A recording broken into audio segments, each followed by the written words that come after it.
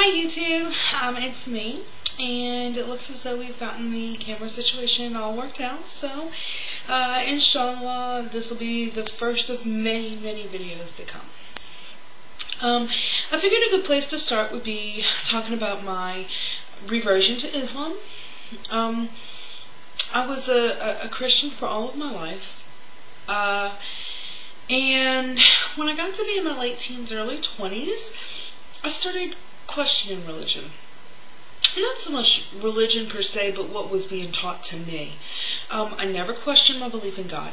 Never questioned the strength that Jesus had. But I questioned things like the Holy Trinity. I questioned things like how Jesus could be God. It sounded a little schizophrenic to me. I questioned things like how God got Mary pregnant and things like that. So I had started going to, I belonged to the First Assembly of God Church. I was raised in that church. And my family heritage on my mother's side, her father was Jewish, and so I figured temple would be a good place to start. I went there and had started asking the same questions that I was asking in the First Assembly of God Church, and basically got the same kind of answers. I would get answers like, because the Bible says so, or because it's church doctrine, or because it just is. And those weren't satisfactory answers to me. Those were kind of like the answers you give to a 5-year-old, and I was far from 5. Not only did I go to temple, but I also went to Catholic churches and Baptist churches, and everywhere I went I got the same answers.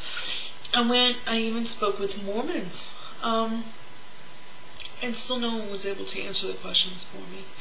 So I kept going back to the First Assembly of God Church, because I was familiar. It was what I knew. And I wanted to continue my relationship with God. I just needed to find out what that relationship was supposed to be. So through a series of, I almost want to say a series of unfortunate events, but alhamdulillah, they led me to where I am now.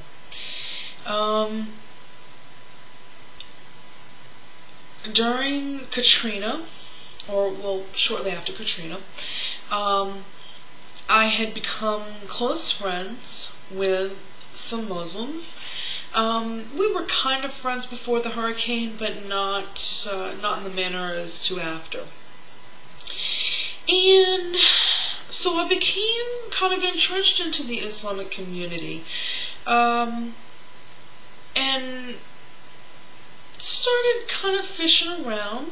And then a friend of mine married a Muslim, and he and I had a conversation one night.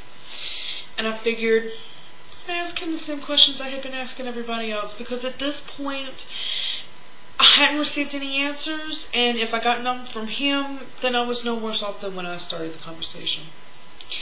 And through the course of the conversation, I would ask him questions, and the manner in which he answered them, led me to believe that what he was saying was true and it was right. Not only was he able to answer the questions for me to the best of his ability, he also showed me where I could go to find the answers for other questions that I may have had. And not only that, but where I could go to find the information that would support the answers that he was giving me or that anybody else was giving me. So he gave me many of avenues to go to, and I was very impressed by this.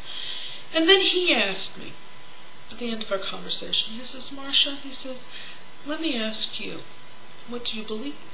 In your whole life, what have you grown to believe?" And I told him, I believe that there is one God. There is no other. He has no partners. No one is to be prayed to and worshipped but Him.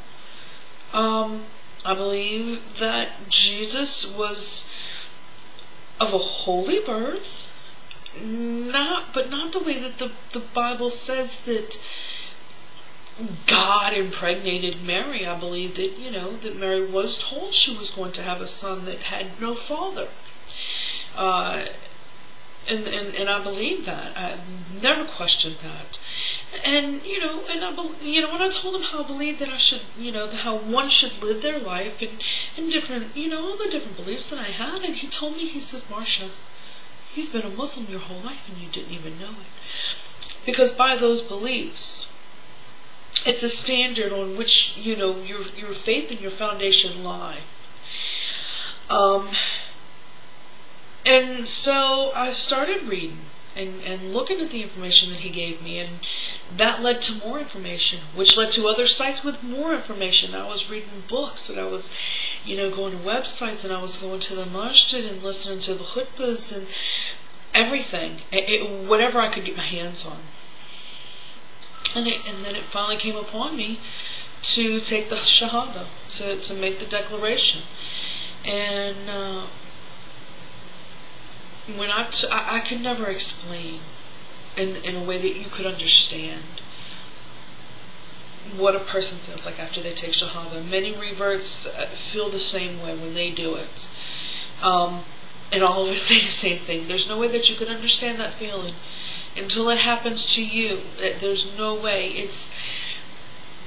It's even the sense of peace and love, and I didn't experience it with my daughter. I've given birth, and that was an incredible experience. Could never explain that. Women can never explain giving birth to a man in a way that he would understand and he would know how it feels. It just doesn't happen. And I felt even more peace after taking the shahada. I can't explain it.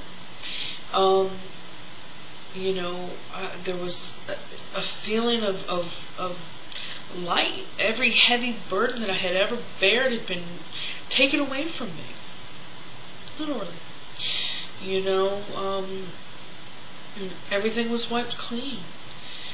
And there were tears. There were my tears. There were, the sisters' tears who were there with me. And I tell people this, and I will go ahead and I will say it here as well. I invite questions. I do. I don't entertain stupidity, and I don't tolerate ignorance. But if you have a sincere question, something that you really want to know, ask. Because I would rather that someone ask a question than walk around with an incorrect notion, because that's dangerous. Willful ignorance is dangerous. You're given the opportunity to ask, and many Muslims feel the same way. So it doesn't have to just be me. It could be anyone. You can even go to the local mosque or masjid in your area, and they'll have information for you. You can also visit a website. It's www.freequran.com, and I'll go ahead and I'll post it either, I don't know which site it goes on, but I'll post it for you.